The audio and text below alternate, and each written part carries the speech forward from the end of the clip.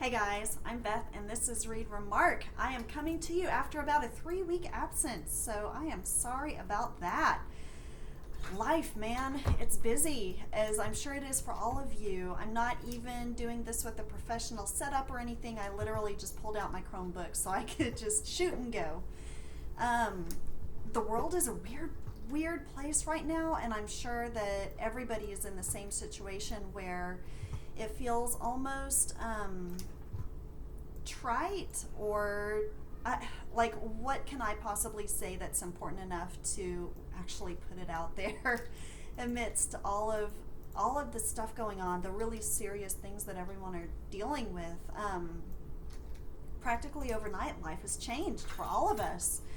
So on our end, I am working from home, trying to homeschool my boys from home because their classes have been canceled for the rest of the school year, and also in the process of getting ready to sell the house in what is probably a downturned market. So yay, that's awesome. So that's why you can kind of see there's some like paint patches on the walls because we're getting ready to redo the bookshelf so we can try and get someone to buy our house, because we started building one when the economy was great and everything was looking good. So timing, am I right? At least we have a house. I think that's a bright spot. So in that vein, I have been having a hard time really picking up a book that is serious and heavy. You know, the stuff I usually go for, either literary fiction or crime or thrillers or things that are just really dark and make you say OMG and clutch your pearls. Those are usually the books I really go for, but I just don't have it in me to take those on right now. I feel like everybody else, there's so much in life that I'm taking on right now that I need something to uplift me in those times that I have, the rare moments that I have to indulge in a book or an audiobook or something like that. So I have been reading a lot lately of Christina Lauren. I've been on a big Christina Lauren kick. And by read, I mean both read and audiobook, so I use those terms interchangeably. Sorry if any of you are snobs about that, but oh well, I'm not really too worried about it. So, Christina Lauren writes a lot of humorous romance books, and I want to make it clear that I'm not just reading her just as a palate cleanser or just as fluff. Sometimes people look at the romance genre as something they can dismiss, or something that's, I don't know, that's not important. I think it's important because it shows people at times in their lives, and love is a really important part of people's lives. And the characters in her book, they have real feelings, they have faults, they have just all sorts of complexities to them, which I think is what I'm liking a lot about Christina Lauren.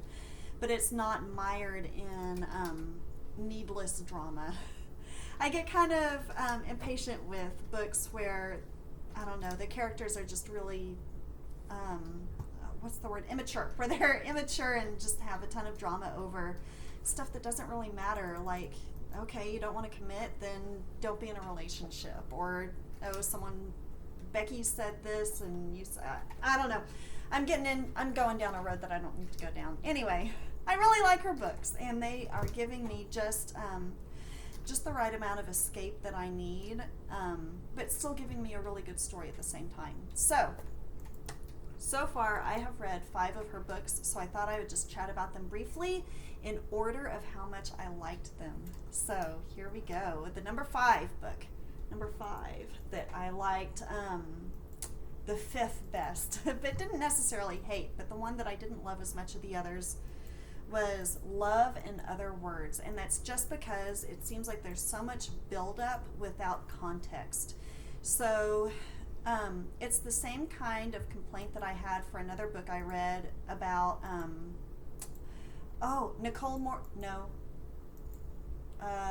Leon Moriarty. She wrote this book called Truly Madly Deeply. Was that the name of the book? dang it, I really should have made better notes before this video. She wrote a book called Truly Madly Deeply, I think, where people are at a picnic and it's an ill-fated picnic, and throughout the whole book it keeps referring to this horrible picnic that something bad happens at. And by the time it finally got to the event, I was like, shut up about the picnic! Either tell us what it is or move on. I don't even care about the stupid picnic anymore. Just get it over with. And it seems like the same thing I'm kind of running into with Love in Other Words, which I haven't completely finished yet. I'm about, I don't know, 3/4 of the way through. But it keeps talking about this horrible event that happened to end a relationship in the past, and we keep getting these little glimpses of a flashback. And I'm kind of at the point right now where I'm like, shut up about the past event and just move on. Either spit it out or move past it. I'm sick of all this buildup because it's probably not going to live up to the buildup. We'll see. But the book is still not bad. I mean, it's good. The people in it like to read, which I enjoy.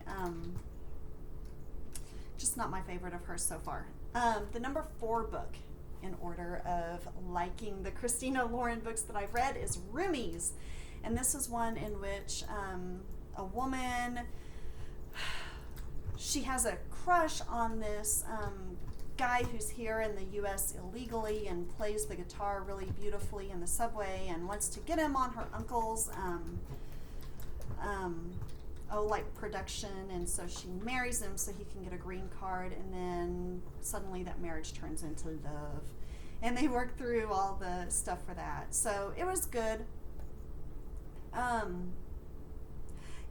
The thing that I didn't connect to as much was the girl herself. It seemed like she was very meh, and it even talked about that in the book, that she felt like she was a side character in other people's lives, and so it made it kind of hard to really root for her and catch on to that because I don't know, but it was a good book too.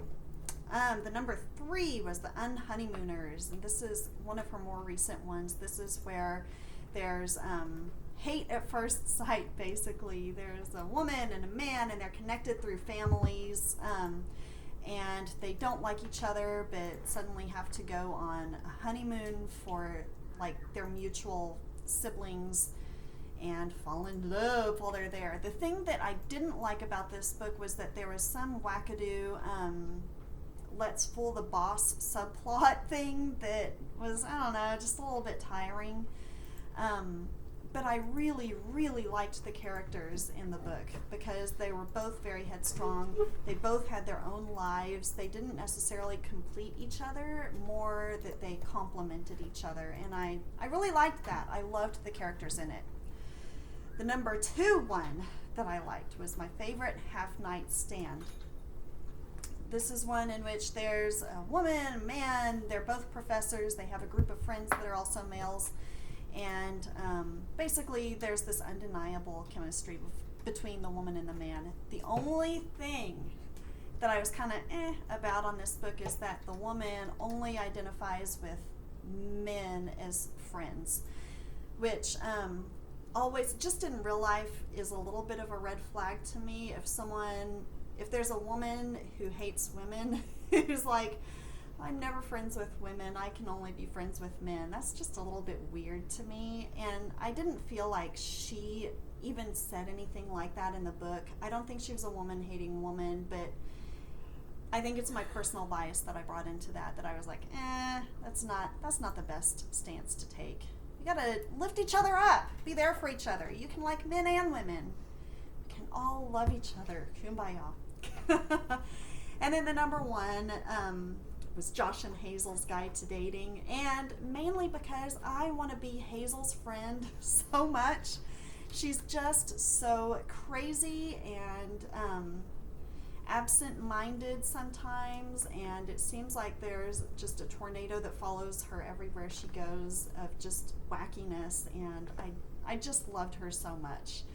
I think that, I just really, really liked Hazel. She seemed like a cool girl.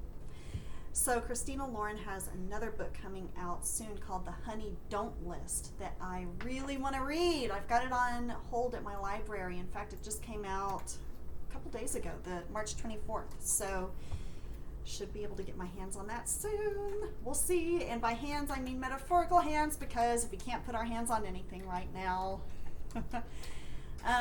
So I just wanted to say hi, thank you. Thank you for hanging in there. Sorry to be MIA. I'm sure all of us are going to have moments of that during all of this craziness going around.